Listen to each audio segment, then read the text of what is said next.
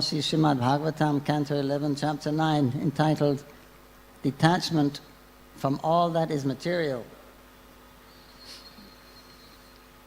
Text number 13. Om Namo Bhagavate Vasudevaya. Om Namo Bhagavate Vasudevaya. Om Namo Bhagavate Vasudevaya.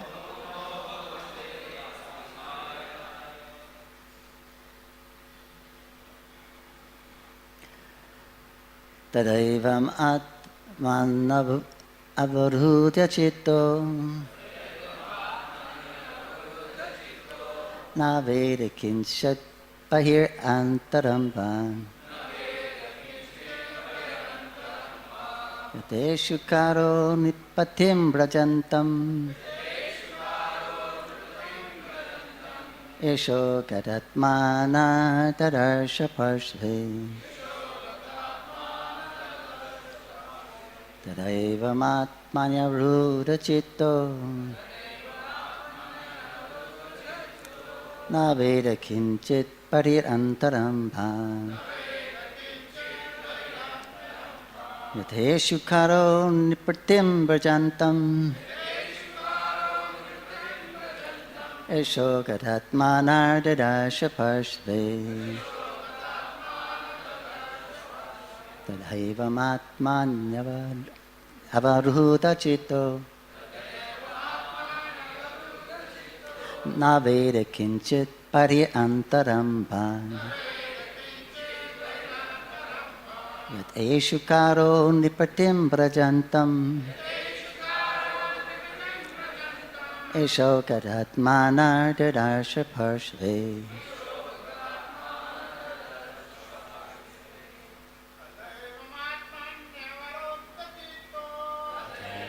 Yavaroda Chitta Naveda Kinchit Pariratmarampa Yeshukaro Nipatim Brajantam Ratma Tadasha Pashri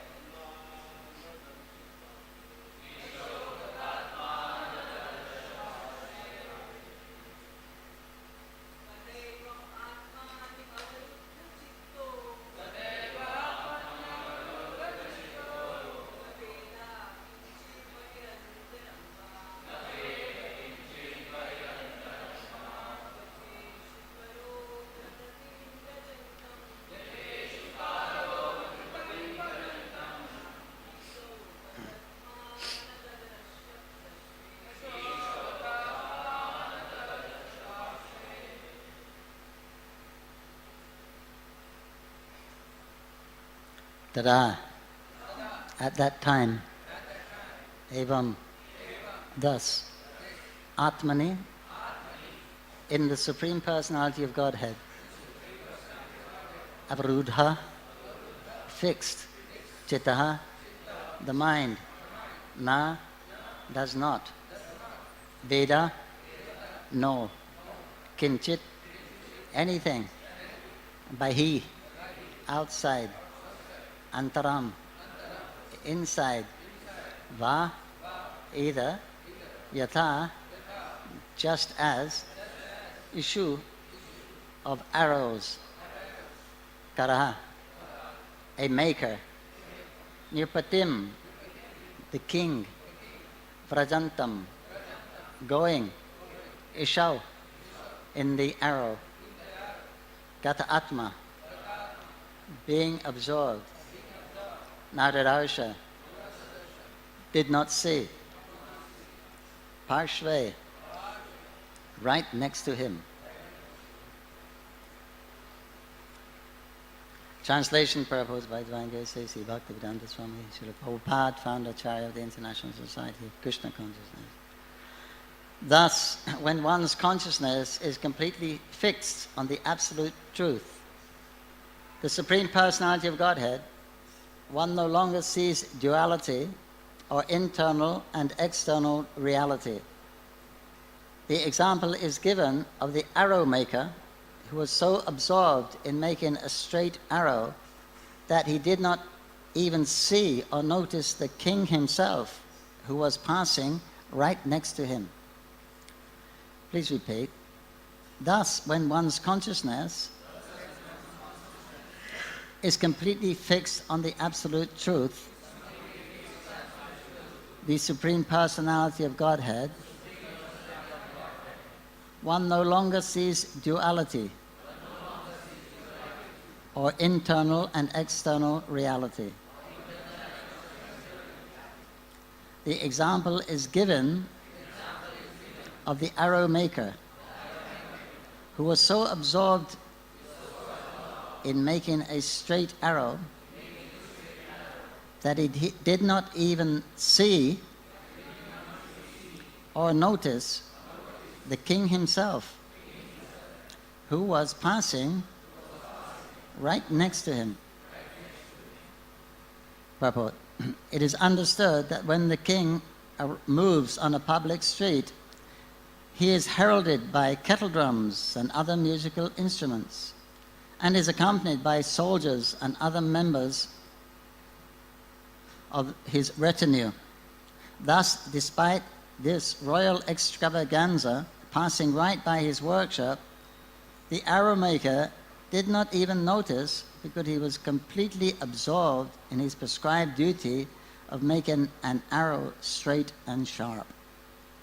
One who is completely absorbed in loving devotional service to the absolute truth, Sri Krishna, no longer pays attention to material illusion. In this verse, the word bahis, external, refers to the innumerable objects of material sense gratification, such as food and drink, sex, and so on, which drag the senses of the conditioned soul into material duality. The word antaram, or internal, refers to memory of previous sense gratification or hopes and dreams for future materialistic situations. One who is seeing everywhere the absolute truth, Sri Krishna, categorically rejects both internal and external illusion. This is called muktipada, or the status of liberation. On this platform, there is neither attraction nor aversion to sense objects. Rather, there is loving absorption in the absolute truth, Krishna, and an overwhelming desire to please him by devotional service. One who gives up the reality of Krishna will be forced to wander uselessly in the kingdom of mental speculation. One who cannot see that the absolute truth, Lord Krishna, is the background and basis of everything that exists, will be bewildered by the false concept that there is something that is not Krishna. Everything emanates from the Lord, and He is the Lord of everything. This simple understanding is the actual existential situation. End of purport.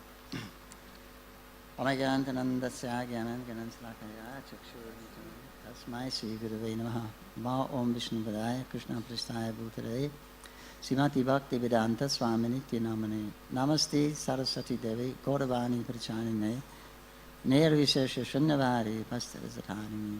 Jaya Shri Krishna Chaitanya Prabhu Nityananda Shri Advaita Gadadhar Shivasari Gaur Bhaktivinoda Hare Krishna Krishna Krishna Hare Hare Rama Hare Rama Rama Rama Hare Hare. Okay, translation again. Thus, when one's consciousness is completely fixed on the absolute truth, the Supreme Personality of Godhead, one no longer sees duality or internal and external reality. The example is given of the arrow maker who was so absorbed in making a straight arrow that he did not even see or notice the king himself who was passing right next to him.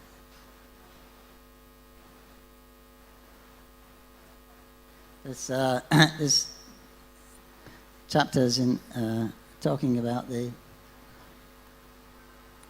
yoga system, Ashtanga yoga system, how to become detached from everything material. Internal and external here refers to sense gratification. Internal, gross sense gratification and subtle sense gratification. It's not like we usually say internal, external, it's material or spiritual, Bahiranga and Antanga. So, but here it's referring to subtle and gross sense gratification. How the living entity in the material world is victimized by the modes of nature and becomes distracted from his actual real identity, real situation, Sanatana Dharma, which is he's a servant of Krishna. Jiva Shalupoi, Krishna Nityadas. So anything outside of loving service to Krishna is artificial or incomplete, unsatisfying. As we all know, we're all trying to attain to pure devotional service, to reawaken our relationship with Krishna because we're unsatisfied. We all tried so many ways to be satisfied, but this is not to be. And there's no amount of material adjustment can make the living entity satisfied. So this is Krishna's wonderful plan of wonderful creation, how he does it, that the living entity somehow has a desire to be independent of Krishna, according to our free will. Somehow or other that desire descends upon him. Because you can't be independent of the Supreme Lord in the spiritual world, that is rasa bhas. So therefore he creates a playground out of his own imagination, and it unfolds, the creation unfolds, and he expands as the Vishnus, etc. And he also comes into the playground, but he's not affected. He brings his own world into the playground like a bubble. Like his pastimes is like the deity pastimes. They're not part of the material world. Krishna's name is not part of the material world. The River Ganges is not part of the material world. The pure devotees are not part of the material world. And service to the Lord is not part of the material world, although it's within the material world. But otherwise we're very much illusion conditioned, bombarded by these different modes of material nature. But in this, we're looking for satisfaction, which isn't there. The soul cannot take pleasure in matter. It's different substance. But because we've forgotten our actual spiritual position and our relationship with Krishna, so we're trying to adjust the material energy so that we can be comfortable. And when we're comfortable, then we can enjoy life. Right? So this is this is the sum and substance of material existence. Everyone is trying to improve the situation, right? Why we came here, why we sitting in the Bhagavatam class. We hope to improve our condition, right? We hope to improve our future. Our future will be brighter.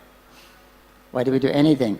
We hope our future will be brighter, more comfortable, because it's uncomfortable. Why do you do anything? For improvement, mainly. Because everything, until one is actually, like this yogi, has established his relationship again with Krishna, then there's a lacking, a vacancy in the heart. And we're trying to fill that vacancy primarily by these two desires that we have for peace and happiness. But the material nature, as Krishna says in the Bhagavad Gita, it's temporary and it's miserable. Dukkalaya ashritam. But we're trying to we want eternal and blissful. That's what everyone wants, right? But you can't actually, you can't find that situation in the material platform. But and then again, you can't stop the endeavor for it, because as our nature is Sat, right? Sat Chit Ananda. Sat means eternal. Eternality. Eternality means peace. So our nature is peace. But we're not peaceful. We're being bombarded. Where is food? Where is drink? Where is sense satisfaction?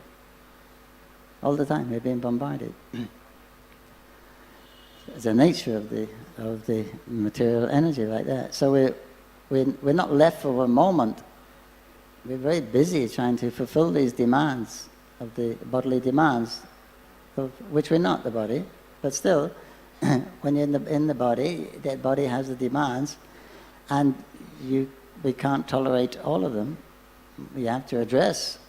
So everyone is on a different level of.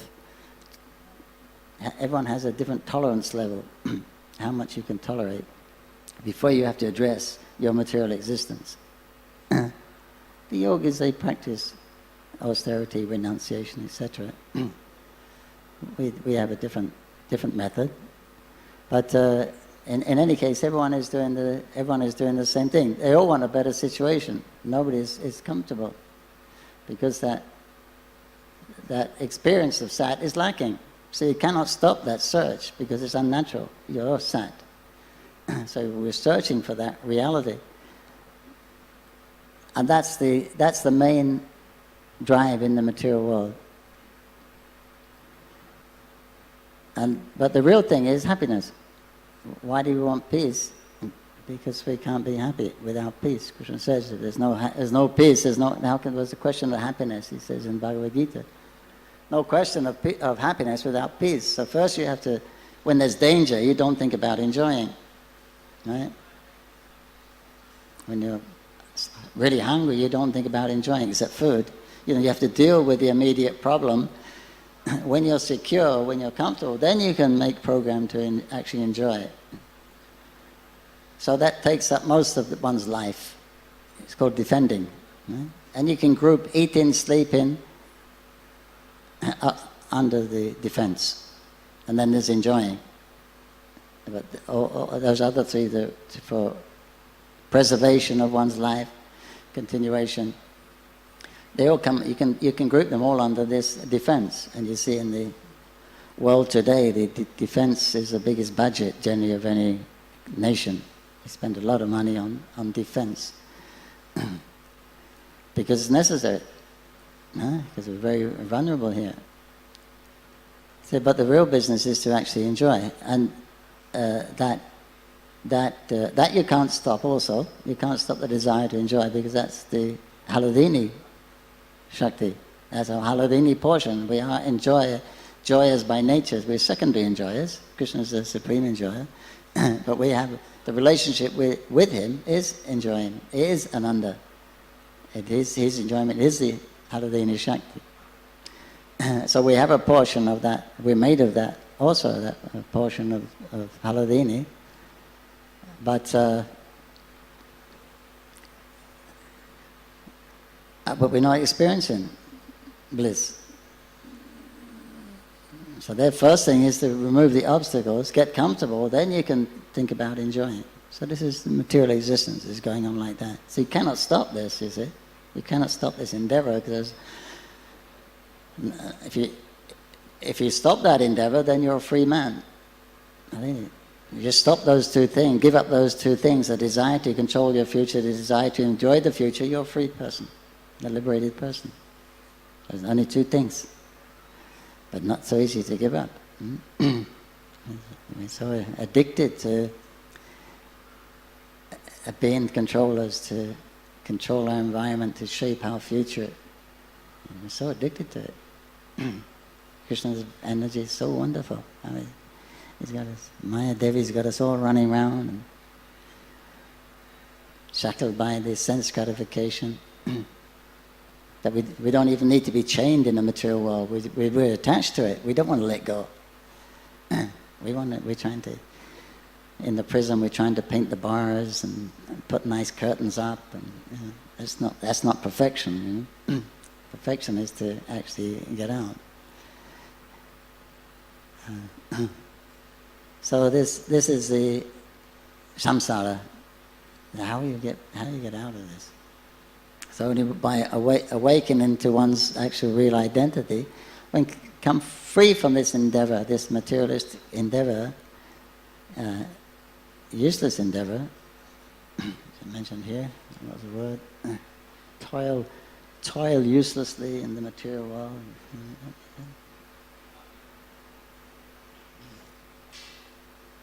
Yes, which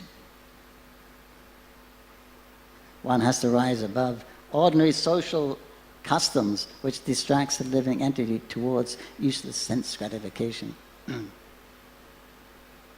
Because it's all about the body.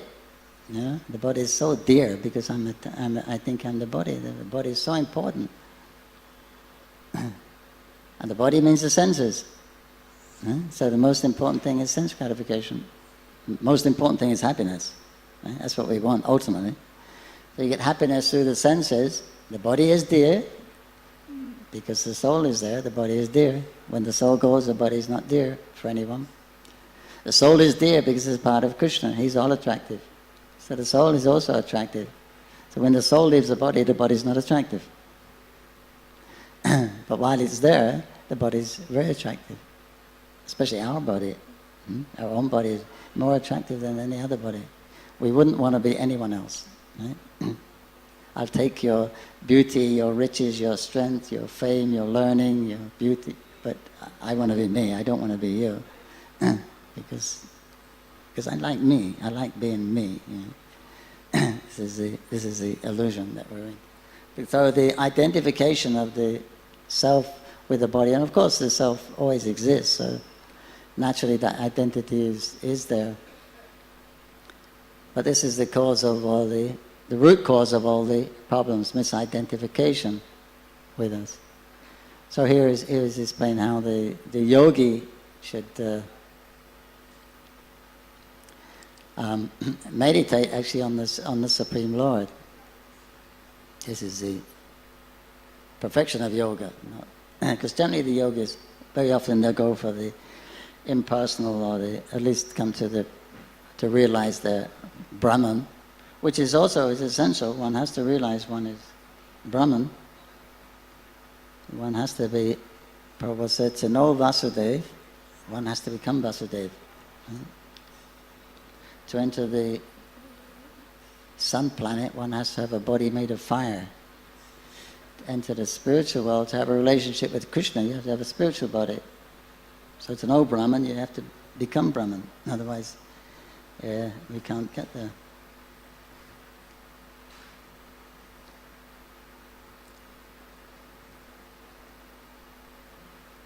So one's engagement in, no, that's the next verse.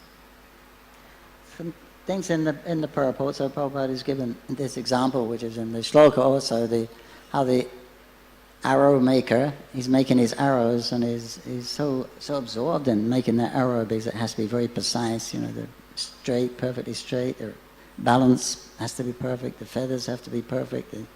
Everything has to be perfect. He's so absorbed that he didn't even notice that the king was passing by. He was so absorbed in that. So this is a kind of absorption that we want in Krishna, in Krishna consciousness, that we're indifferent, becoming indifferent to anything else.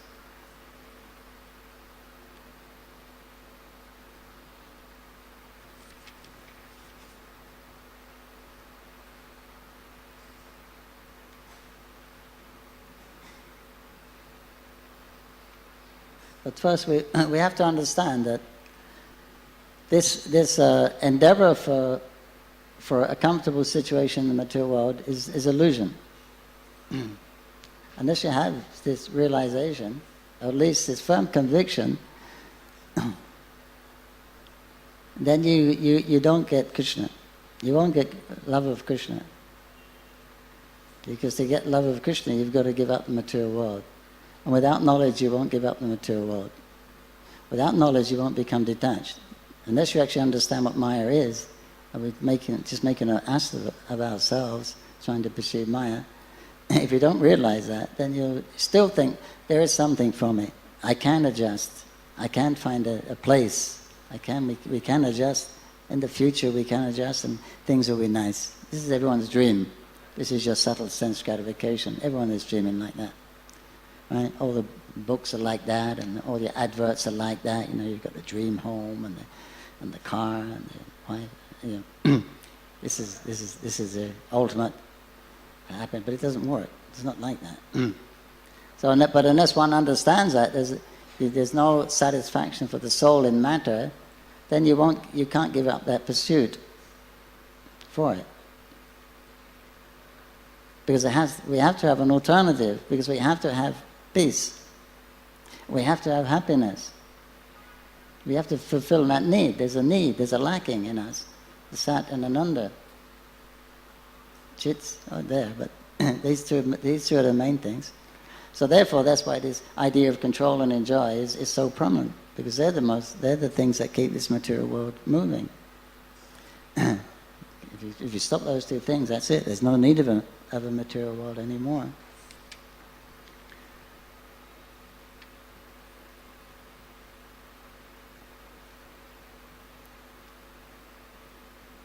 So when one sees that there's actually nothing but Krishna. Of course, we can't be separated from Krishna.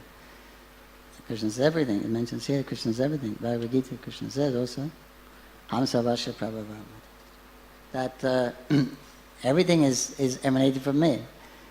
Bhumira Pavana Lovayo, this earth, water, fire, air, sky, mind, intelligence, ahankara. What else is there?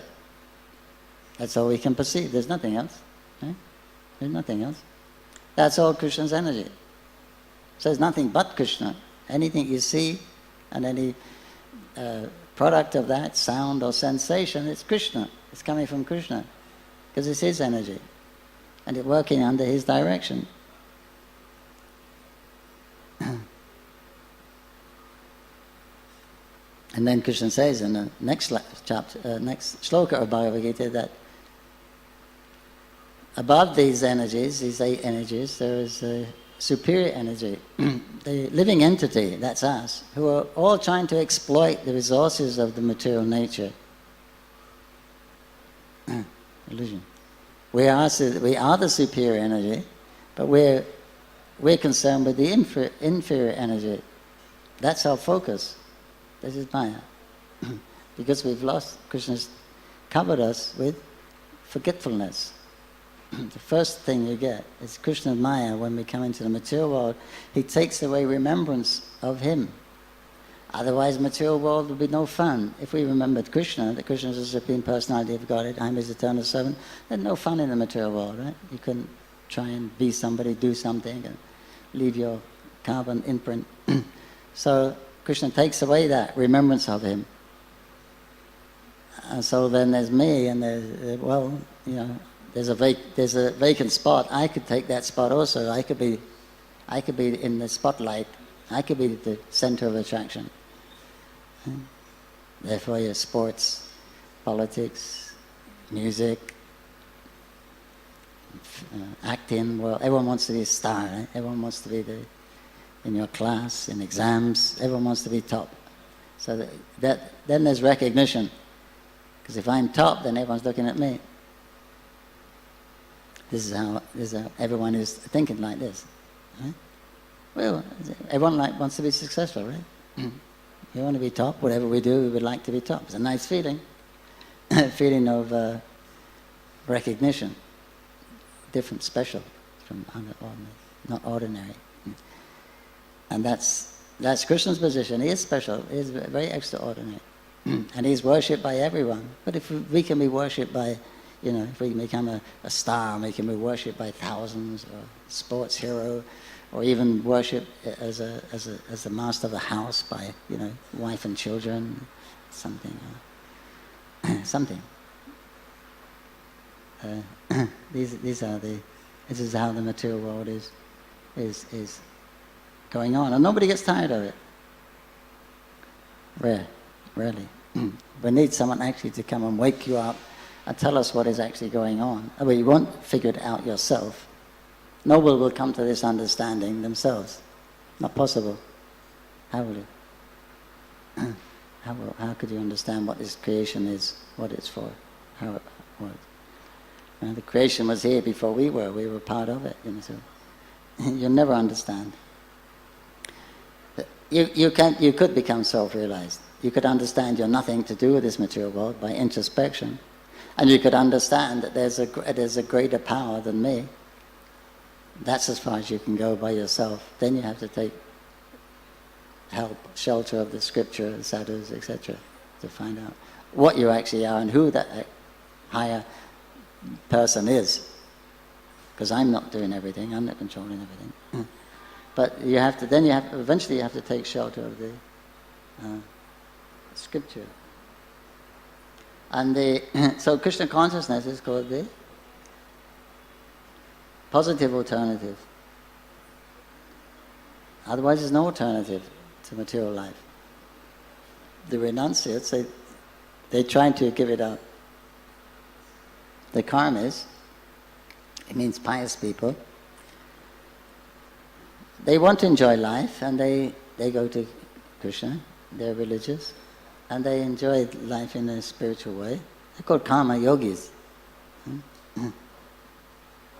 And then they get purified after hundreds of births. It's a purifying process, the Varnashram system, it'll purify you.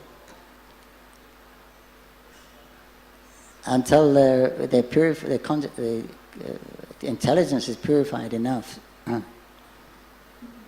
understand there must be something more than trying to enjoy. Even if you get to Shwaga, you have to come back again. You can't stay there. So there must be something more. Then you become curious at what that is. So then you go to the Jnana Kanda. Instead of the karma, you go to the jnana, which is very little about detachment in the scripture, because no one's interested in detachment, everyone's interested in enjoying. Then you become serious about that, you're known as a jnani. So then you try to become detached, which is the other side of the same coin, as Prabhupada mentions. One is trying to enjoy Maya, one is trying to be free from Maya, or to control the influence of Maya. They're both illusion. We can neither enjoy Maya, neither we can control Maya.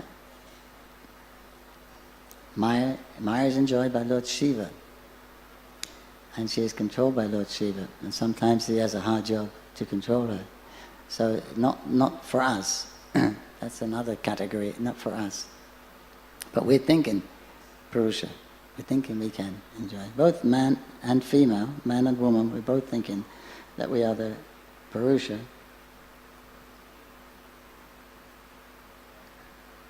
So the only alternative is to see that Krishna is the background and the basis of everything. Then it all makes sense. And it's his program.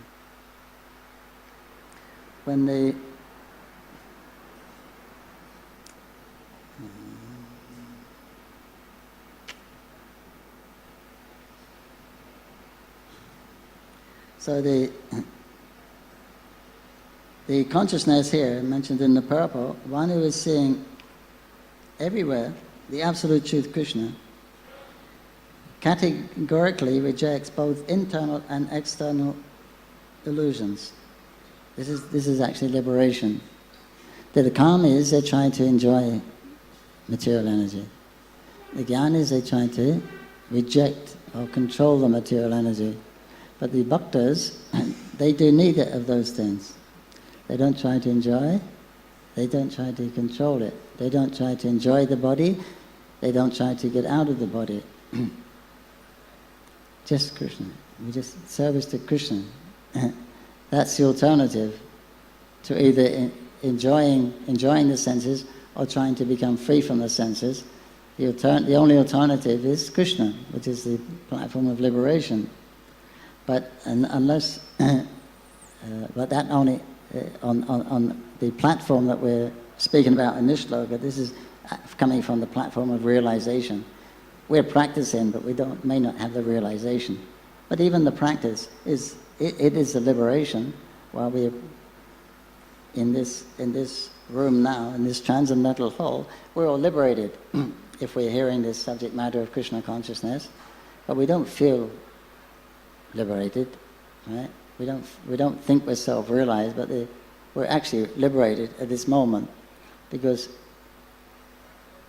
what would be the result of this being here in front of the deities here in Srimad Bhagavatam? What would be? There's no material result, you see. There won't be any karma for this, if we're focused. So if there's not, and the material world is just karma, that's all. It's only karma. So if it's not karma, then it's liberation. So it's a platform of liberation. Self-realization, actually perception, that will come later. That's a perfection. The liberation is immediate as soon as you switch over to Krishna. So don't try to enjoy the body. Don't try to get out of it. This is what everyone is doing in the material world. Illusion. So then it's Krishna, service to Krishna. So therefore, the bhakta, he becomes indifferent. He becomes indifferent to the body's demands, and the likes and dislikes, because he sees them for what they are. Of course, eating, sleeping, mating, defending, they may go on. There's a necessity. You have to stay alive. You have to perform these things, at least eating, sleeping, defending. And they have to go on to a certain degree to maintain your body, which is your only means of understanding Krishna anyway, right? Through the senses, through the mind and the intellect. It's the only medium that we have to experience Krishna consciousness. It's the only medium we have, period, to do anything. So with this limited faculty that we got, we have to use this. This is the faculty that will enlighten us in Krishna consciousness. We have no other option. So therefore we engage the senses in the service of Krishna, Rishikesh. He's the master of the senses, Gopinath. And that is the actual perfection. Now you're perfect, right? What we're doing, just like we come to surrender to Krishna, and we follow principles. You know, we get up early in the morning, we cleanse ourselves, we put on clean cloth, we mark our body with tilak, we come to the temple, see the deity, glorify the deity, we chant his names, we hear Bhagavatam, worship the pure devotees, Tulsi. So this is, all the Paramahamsas do this thing also, right? They're doing the same things. When they put on tilak, they worship the deity, they chant the names of Krishna, they study Bhagavatam. But the Paramahamsa is actually, relish, he's getting some feeling from that. He's actually doing it with relish, he's actually getting some pleasure from it. So in the beginning, because we're not doing it from the mind, we're doing it from the intelligence. Then it's a little dry, you know. We're not getting the taste that we're anxious for. We want taste is what we want. It's actually direct perception or realization is what we what we want, experience. If you don't get experience, then you won't stay. So therefore Krishna gives a little bit now and again. He gives some, he lets you experience that Ananda. His Ananda comes down and touches our Ananda, then there's a lot of Ananda. So that's to keep us going. But otherwise there's no, real, especially this time, Kali Yuga, no one is qualified, is there? No one has the adhikar to get Krishna's darshan. But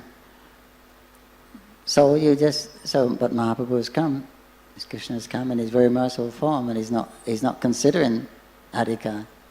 He's not considering who is qualified, who is not qualified. The qualification is faith. You take part in the Sankirtan movement, you chant Hare Krishna. That's enough. Then you can go back to God in this lifetime. But to attain perfection, very difficult.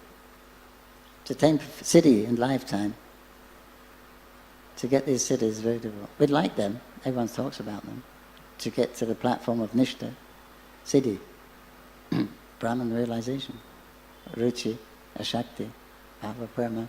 These are perfections. And generally they're awarded to us. It's not something you can really develop, because that consciousness is on a spontaneous platform. It's not something you can do with your intellect. Intelligence is dry. There's no rasa in intelligence. The rasa is in the mind. So it's the mind you want to give to Krishna. That experience is done in the mind, and the heart is synonymous. So that's what we want. We want that experience, taste. That's what everyone's looking for. Yes. So that is awarded. But even if you don't, you get a little bit now and again. That will keep you thin. But we're so far away from loving Krishna the way that these devotees love Krishna, the Brijvasis, etc.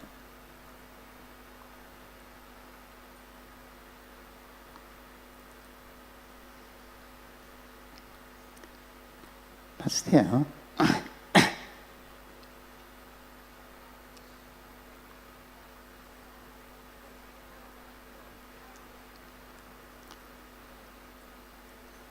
it is seen that sometimes when the devotee leaves their body, that they're actually seeing Krishna. They actually, sometimes Prabhupada appears before them. Bhaktivinoda Thakur, one devotee, they see Krishna. That's the mercy, because in this particular time, Kali Yuga, you don't find anyone have that kind of qualification. So we're hoping for that. We're practicing for trying for sadhana siddhi. It's a bit difficult. But we're hoping against hope for kripa siddhi. Kripa, mercy from the devotees, mercy from Krishna. And that is, so the best we can do is to situate ourselves in the practice of Vadi sadhana, and very sincerely practice that, but we're actually hoping for the mercy of the Lord. So Prabhupada said there's two ways of worshipping Krishna. One is in spontaneous love, and one is in Vaidhi, rule and regulation. When one is worshipping in spontaneous love, that is considered to be Krishna's mercy.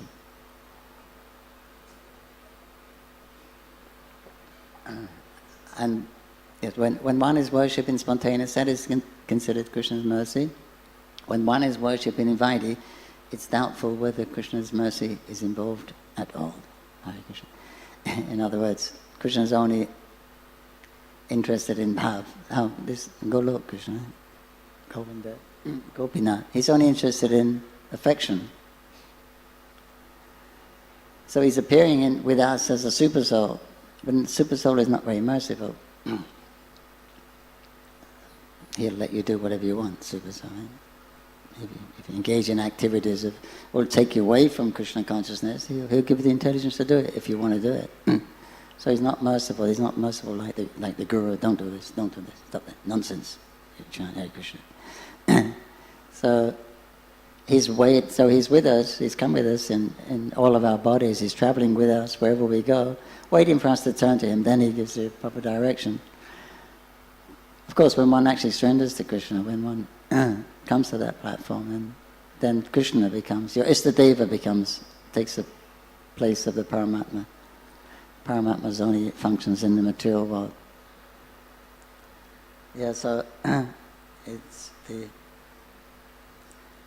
doubtful whether Krishna's mercy is involved at all. Of course, everything is his mercy. It's his deities, it's his Mahaprasadam, it's his devotees he's sending here, it's his Vrindavan, it's his Jamuna, it's his Ganga, it's his Bhagavatam. You know, he's given the necessary, all the ingredients. We just have to become attached to those things, because that's what's given the Bhakti Shakti we're getting from them. So how lifestyle should be like 24 hours a day. We should be engaged in all these different processes, specifically in 9, most favorable, and above them 5. If we can always remain in contact, then that is your success. Always remain in contact with these devotional processes, because that is directly Krishna. Some more direct than others, like Shravanam, Kirtanam, Smaran. And that is purifying, that is giving us the adhikar, that is destroying the anarthas. We just have to keep in connection with the fire of Krishna. Prabhupada says. It's like the iron rod. It comes in contact with the fire, it comes out and it takes on the qualities of fire. But it has to be kept in association of the fire to keep those fire qualities. So like that we have to keep it in connection with Krishna through these different practices. And then our body will also act spiritually. It shouldn't be considered a material body anymore when one is 10% engaged in something like that. So that's the easiest part. That's the easy thing we have to do. We just have to make that endeavor to stay in contact with the devotional process, and the rest is up to. It's not within our realm. That's next level. That's Guru's level. What happens to us? What our relationship with Krishna and our connection with Krishna. We can go up to Guru. He does the rest, the introduction. So we're dependent on his mercy. But at least we're safe. We're insulated by following these devotional practices, and insulated, purified, and become more and more inspired the more we hear, because we're directly associating with Krishna.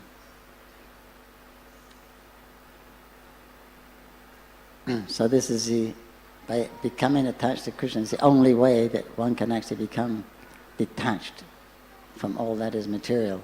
Otherwise, what is the other option? We're born attached. So this chapter is entitled Detachment from All That Is Material.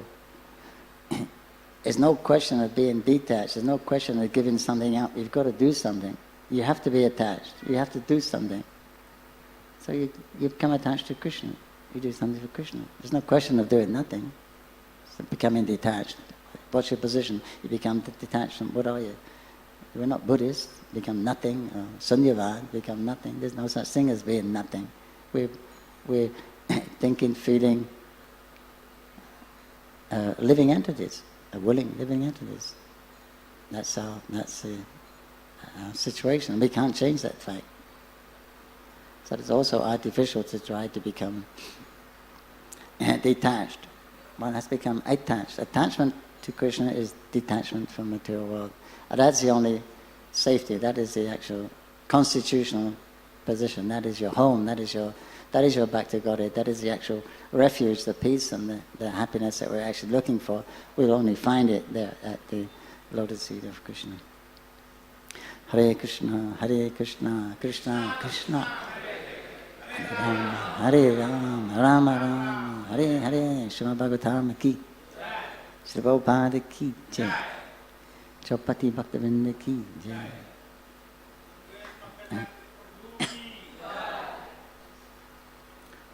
Any comments? Is there time for any question? No.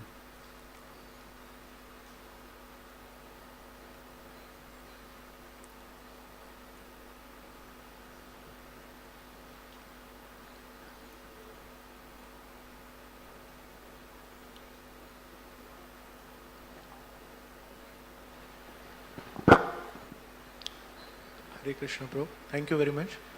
Prabhu, I heard a line in your class that we go on till Nishtha. Then you said after that is Ruchi, Asakti, Bhava, Prem. That is a gift from Krishna. So is it that we endeavor only till Nishtha, and if we reach Nishtha, for Asakti, for Bhava, we don't try at all, it is a gift from Krishna? I just wanted to have further clarification on that. No, from Nishtha comes Ruchi. It starts about the same time. So then there's taste. So you don't have to try, because there's attraction, natural attraction. Just like in the material world, the mind goes where the pleasure is, right? What we like goes away from what we don't like. It's spontaneous. The mind is spontaneous. It's spontaneously attracted. So from that platform of Nishtha, that platform, according to Banaswami, you have as much attraction for Krishna as you do Maya. So it's like a 50-50. But there's something. Now we don't have attraction for Krishna. We only have attraction for Maya. That attraction for Krishna is not. But at Nishtha, it becomes, you can experience it. Now it's below that, it's just, you just got your philosophy, your peer pressure, your culture, your knowledge, your endeavor, but that's not enough. So when there's taste there, naturally you don't have to try, because you're getting what you want. Then it's very fast. From that point, it's very fast, your advancement. Because that's, it's practically self-realization. So self-realization, Krishna says, Brahma Bhuta Prasnatmana, once you've tasted this Brahman, there's no higher happiness. It means there's nothing better in the material world than that taste of Brahman, which is just freedom from the modes of nature. It's nothing special. It's just freedom from, but that's glory, mukti is glorified in all the scriptures. The demigods shower flowers when someone gets mukti, they're leaving. But that's just freedom from the modes of nature. It's not actual real life. But you perceive yourself at that time. You perceive yourself, and yourself is Satchitananda. So you'll be perceiving that Satchitananda. So why would you go back to the material enjoyment? You can, but why would you? Because it's actually a higher taste. The big thing is to get out of the material world. So when you're out of the material world, it's fantastic, fabulous. But now after a little while, what are you going to do there? When it's normal, it's fabulous when you break through the modes of nature and you don't get these clashes anymore. No hunger, thirst, lamentation, fear, old age, disease, all is all gone. Now it's fantastic. But what do you do? So in that fantastic, when you first come through, it's fantastic. But after a while, it's ordinary. Then what do you got to do something? And so that's when pure devotion actually kicks in at that point of liberation. Yeah, so you don't have to try at that time, because you're getting taste. Now we're endeavoring because we don't have taste. Now we're going by intelligence. At that time, you're being attracted by the taste that you're getting. You see. Hare Krishna. Thank you, bro. This is a different type of question. First of all, we would like to really offer our gratitude to you for everything what you have done and doing actually. And especially when we come to Mayapur, like you and Janivas Prabhu, we get a lot of mercy and personal association also. And here also in our DT room, backup room, we have your photo, and we get tremendous inspiration from you. So my question, would you speak about some Jananivas Prabhu little bit, because you get so much of association, so you can hear about him. Jananivas? Yeah. He's a head pujari, yeah? In Chowpatty.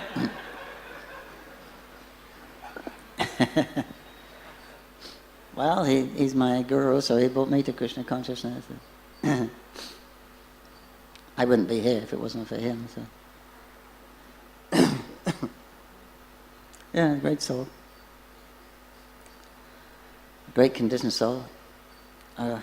Liberated soul also sometimes.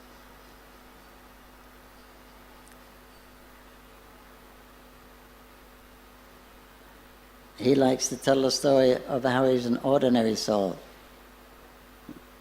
When he was serving the deity in Mayapur, before there was any buildings there, then he would do everything, the whole day service alone. So Prabhupada was there, and he said, this boy Jananivas, he said he can't do everything. You have to give him some help. He's an ordinary person. So Jananivas always quotes that. Prabhupada says, an ordinary person. He said that stops me from getting puffed up. But a great soul, no doubt. And we came to India in '70, and I was coming for the trip, the excitement, you know.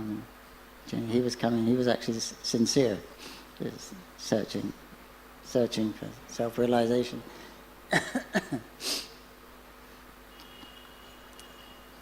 And when he went, he met the devotees in Puri. They didn't have any books, so he wanted to get. They said, "You go to our temple in Calcutta, you can get some books." And so then when he got Srila Prabhupada's books, and as soon as you opened Prabhupada's Bhagavad Gita, he said they never made sense, because he had two Bhagavad Gitas, pocket editions, and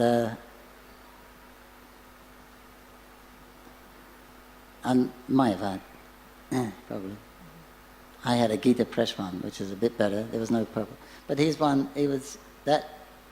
Krishna in the one sloka in the Gita says, in this world there's two classes of people, the fallible and infallible. Right? So we know that there's the conditioned souls, and then there's the liberated souls. Then he says, over and above that, there is the Supreme Person. So now he's talking about three.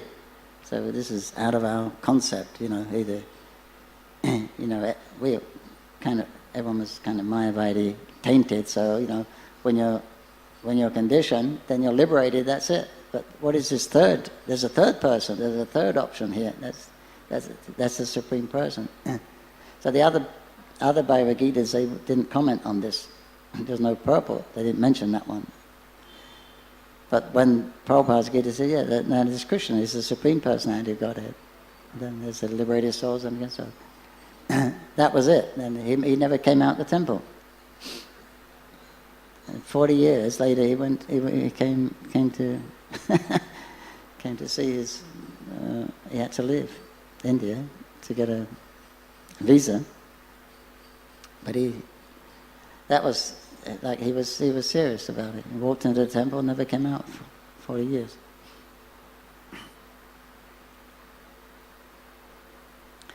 Different story with me. It took me a long time. I wasn't really ready for this kind of for Hare Krishna life, but that's different. Everyone is different. So he brought me here, and he's kept me here.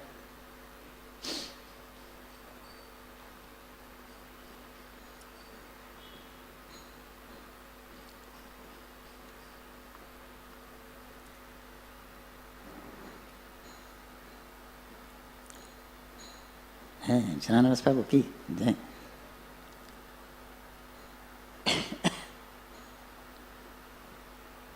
Gopinath ki jai. Hare Krishna. Thank you very much.